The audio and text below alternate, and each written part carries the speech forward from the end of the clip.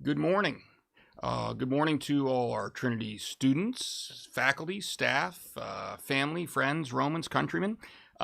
You may have noticed that I am not Mr. Gast. My name is Ken Coughlin. I am the Media Director and the Director of International Programs here at Trinity.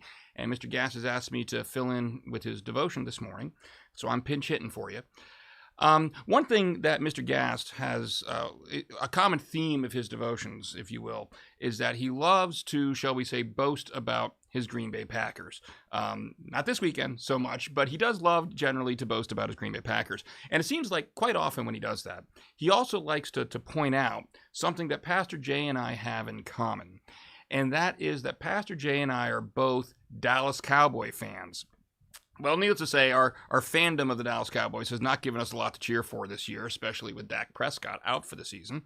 But there's one area of the sporting world that Pastor Jay and I most definitely do not share in common, and that is college football. Anybody who knows Pastor Jay knows that when it comes to college football, he is a die-hard Ohio State fan. As a matter of fact, if you see him, I want you to run this little test. I want you to walk up randomly to Pastor Jay and just say OH. It's almost instinctual. It's like an automated reaction. If you walk up to him and you say OH, he has to respond IO. Matter of fact, I think we could heckle him in the middle of a sermon and say OH. He would stop what he was doing and still say IO. It just has to. It's something they do out there in Ohio. Well, I am not an Ohio State fan.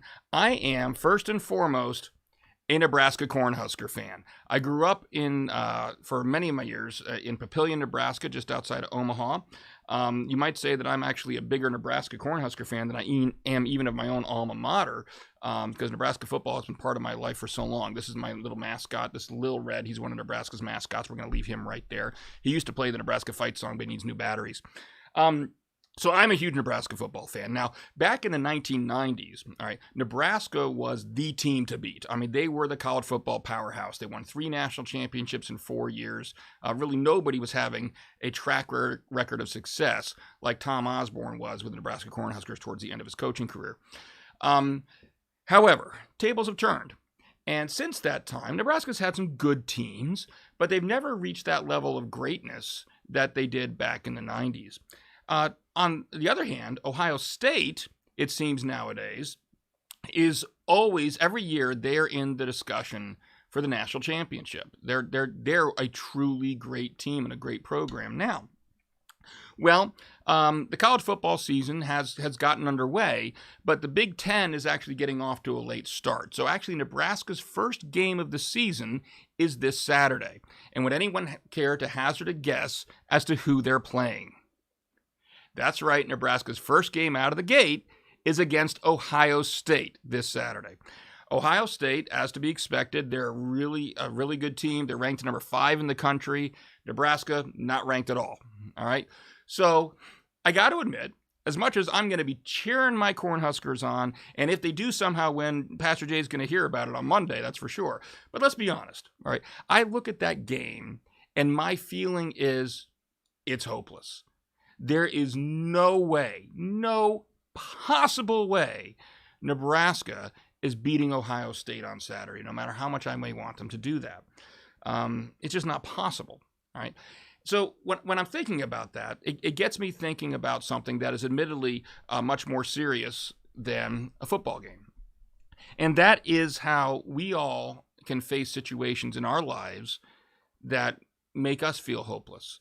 That whatever it is that we're facing, we look at it and we don't see any way out. It's impossible. And I know there's a lot of people in our community, maybe even some people who are watching this devotion, who may be feeling that way right now. And I'm not just talking about COVID.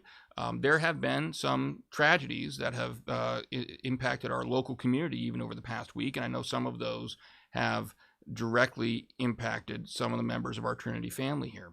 And so I know there are people out there within our community that may be feeling hopeless, that whatever situation they're dealing with feels so heavy, feels so enormous, that it doesn't seem like the emotions that they're facing are ever going to end. They're never going to be able to get out of it. And we've all been there in some way, shape, or form.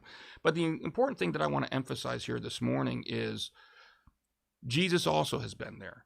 We worship a God who came to earth in human form, and he's been there. As a matter of fact, if you think about it, Jesus spent 3 years teaching his lessons, teaching his disciples, showing literally the presence of God on earth. But then think about what happened next. After 3 years with his disciples, 3 years teaching, he was crucified. He died.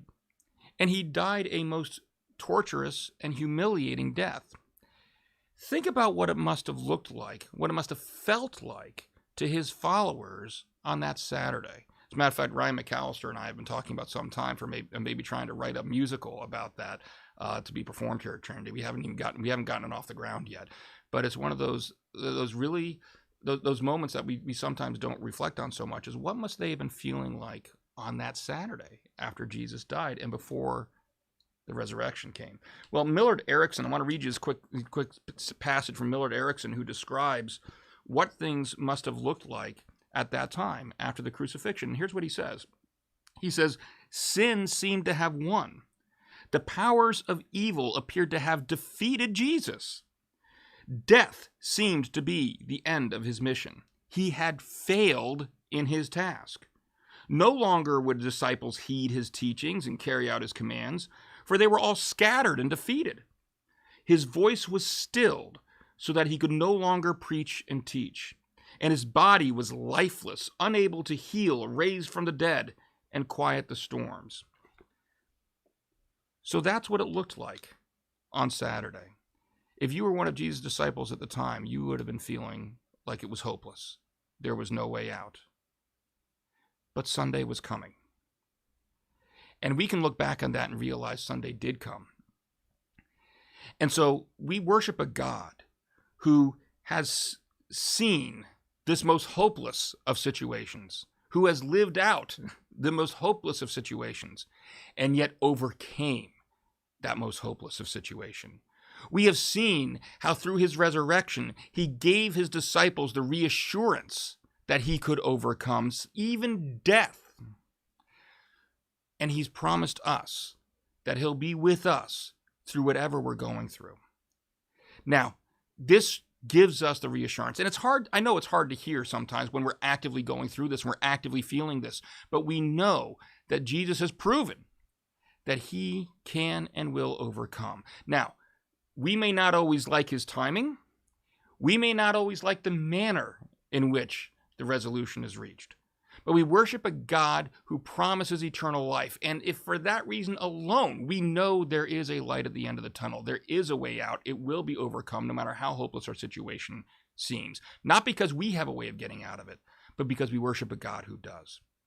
So that's the note of reassurance I want to give to people out there today, that no matter what you're going through, no matter how hard it seems, we worship a God who has overcome and can help you get through whatever it is you're facing. Have a blessed day in the Lord, everyone.